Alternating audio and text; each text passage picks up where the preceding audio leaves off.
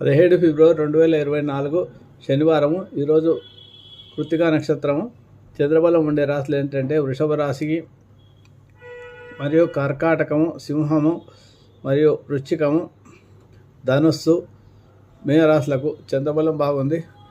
తారాబలం బాగాలేకపోయినా చంద్రబలం బాగుంటే మానసిక స్థితి బాగుంటుంది. కాబట్టి ఇవన్నీ పనులు ప్రారంభించుకోవచ్చు. మీరు ఈరోజు శనిగ్రహానికి సంబంధించిన స్తోత్రాన్ని 27 సార్లు జపం చేసుకొని ఏవైనా పనులు ప్రారంభించుకుంటే అందులో మీకు విశేష శుభ ఫలితాలు లభిస్తాయి.